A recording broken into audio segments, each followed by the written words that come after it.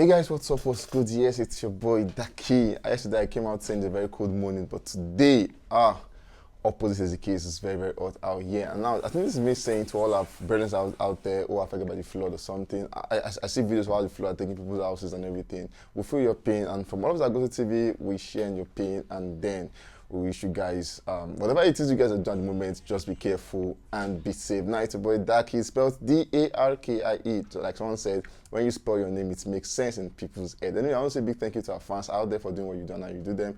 From all of us that go to TV, we say we love you, and yes, we do appreciate you guys, like top-notchly, yeah. Okay, move straight to the news today. We'll begin with our own boy, Kizz, Daniel, Valor the Great. And this guy's been amazing ever since. Funny how I still remember, like, when it came out. It came out with Davido at the time, and then they were all comparing about who is fine at that time, like being like years back and everything, like these two fine by everything. But down the lane, this guy has come out to be like top notch, and obviously he has given us bangers back to back. We saw at the point just I think some days ago where he became the first Afrobeat artist to use and sell out the Universal Event Center in Ontario in Canada. Now he became the first, but then it's funny how Nigerians can be so savage, because this was like a very big headline news, and then I saw somewhere and someone was like saying that was about a 2K capacity.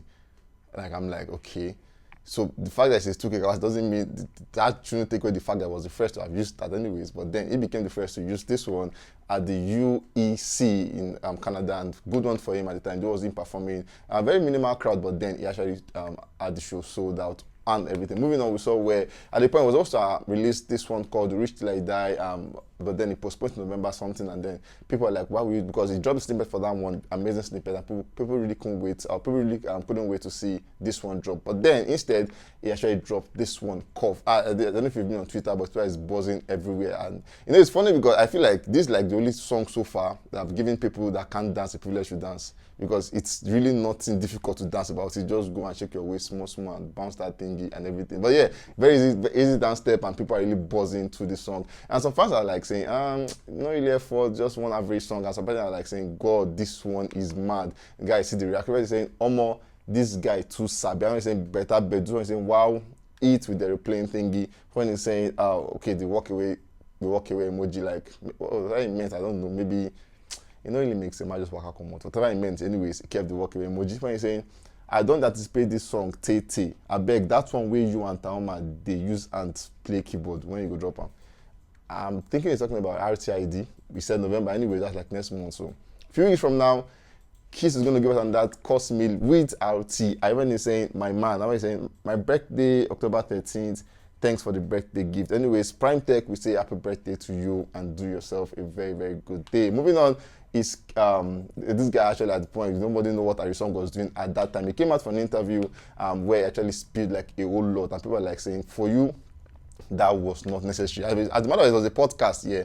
So it's really not a truth or dare section where you have to open your mouth and spill everything. Bah. He came out, spoke about Soso, spoke about Skibby. I think for Skibby was a cultist at his wedding. He just said like a whole lot. Like, I remember a tweet, like, this guy should have been on alcohol or something, or got so high on weed, because yeah, it's only at that moment where you actually spill out what they didn't ask you. You get, he came out saying for Soso, he said Soso, I am trying to kill him or something and everything, and I think that didn't get down well with Soso, because some days ago we saw Arisong being arrested for allegedly defaming Soso, and then he got arrested for that one. His team came out with a statement saying, I got arrested as I landed in Lagos, my phone has been seized, and they won't allow me to communicate with my people and then management. Now, funny how this came from his phone, because from his account rather. This from Arisong's account, but the same management. So where is the lie, where is the truth?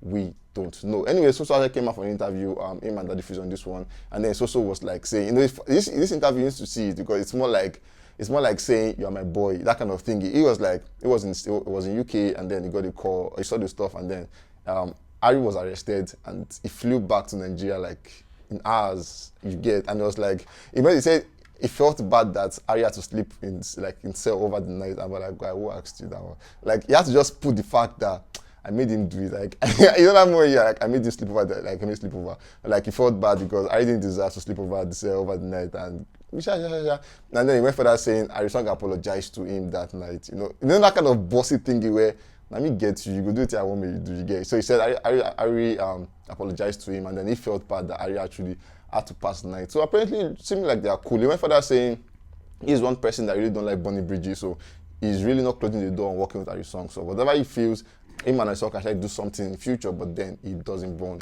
bridges. Moving to the last guy of the news is Blaqbonez. Now this guy actually dropped this one back in uni, and then he came out saying at the point in the video, you guys will actually get stuck with this video. Whatever you do, you'll see this video. And guys, guess what? That video dropped, and indeed, that video is now faces like every time. Like he had like this idea in the video where he had a clone of almost all the big stars in the industry. With this Wizkid, this is Oxlade. Now this one, God, for me, I felt like this was like the best of all the clone he did, because this was like 100% top notch. Then I went for to Burna Boy, and then this is actually at the moment this like the two loggerhead talking about Buju Benson and Rugal down where they had their own clash. But he just made a very good replication of these guys and everything. And then he had one with Portable, but then a notable name was missing, talking about Davido on that one. Now he came out saying why Davido was on that one. According to him, he said, I love a good agenda, but the truth is we had a Davido scene that we couldn't achieve for a bunch of reasons. Then he said, director Blaqbonez. Funny how he calls himself a director at the moment.